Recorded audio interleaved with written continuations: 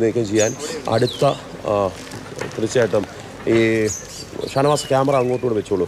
മോത്തി നമ്മൾ ഈ നിൽക്കുന്നതിൻ്റെ രണ്ടാമത്തെ വശത്തും ഇതാ മിലിറ്ററി സിഗ്നൽ തന്നു കഴിഞ്ഞു.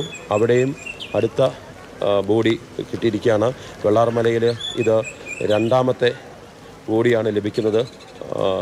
ഇപ്പോൾ നമ്മൾ കാണുമ്പോൾ കണ്ടതാണ്. അതിനകത്ത് ആ പരിശോധന നടത്തണം. അവരത് ആ ബോഡി ഉണ്ടെന്ന് സംശയ സ്ഥലത്ത് അവർ പരിശോധന നടത്തുകയാണ്. അവിടെ നിന്ന് ഈ ബോഡി പാക്ക് ചെയ്ത് കൊണ്ടുപോകാൻ വേണ്ടിയുള്ള ബാഗാണ് ആ കൈമാറി പോകുന്ന ദൃശ്യം നമ്മൾ കാണുന്നത്. അതായത് ഒരു ഡെഡ് ബോഡി കൊണ്ടുപോകണമെന്നുണ്ടെങ്കിൽ അതിന് പ്രത്യേകം പാക്കറ്റ് വേണം. ആ പാക്കറ്റ് മിലിറ്ററി ഉദ്യോഗസ്ഥർ ഓരോരുത്തരായി കൈമാറി ഇങ്ങോട്ട് എത്തുകയാണ്. ആ ബോഡി ഇനിയും ഇവിടെ നിന്ന് ഇതിലേക്ക് ഈ ബാഗിലേക്ക് മാറ്റും.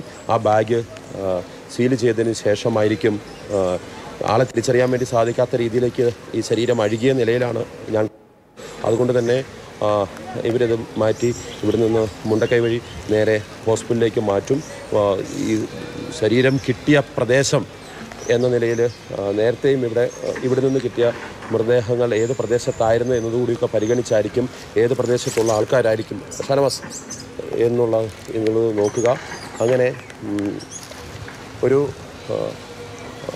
മറ്റൊരു സംഘം കൂടി തൊട്ടപ്പുറത്ത് പരിശോധന നടത്തുന്നുണ്ട്. അവിടെ അവർ പരിശോധിച്ചതിനകത്ത് അത് ഡെഡ് ബോഡി അല്ല, അത് മറ്റൊരു മൃഗങ്ങളുടെ അവശിഷ്ടമാണെന്ന് കണ്ടെത്തിയിരിക്കുന്നു. ഇവിടെ ലഭിച്ചതാണ് മൃതദേഹം. അത് ബാഗിലേക്ക് മാറ്റുകയാണ്. അവിടെ നിന്ന് എടുക്കുന്നു. അപ്പോൾ വെള്ളാർമല വില്ലേജ് ഓഫീസിൻ്റെ പരിസരത്തുകൂടി ഒഴുകിയെത്തിയ മൃതദേഹങ്ങളുടെ എണ്ണം 40 മുകളിലായിരിക്കുകയാണ് ഈ പ്രദേശത്ത് ലഭിച്ചിട്ടുള്ളത്. ഇനിയും ചതുപ്പ് അതേപടി നിലനിൽക്കുകയാണ്. ആ ചതുപ്പിനിടയിൽ ഉടയവരുണ്ടാകാം. അവരെ തേടിയുള്ള പരിശോധന വീണ്ടും ഈ പരിശോധന സംഘം നടത്തുകയാണ്. ഒരുപക്ഷെ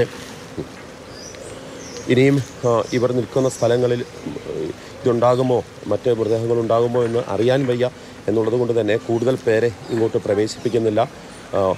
വളരെ കൃത്യമായിട്ട് 4 അംഗ സംഘം വീതം ഇഞ്ചോടിഞ്ച് പരിശോധന നടത്തിയെങ്കിൽ മാത്രമേ ഇനിയും ഇത്തരം ശരീരങ്ങൾ കണ്ടെത്താൻ വേണ്ടി സാധിക്കുകയുള്ളൂ. അതിനുവേണ്ടിയുള്ള പ്രവർത്തനമാണ് നടക്കുന്നത്.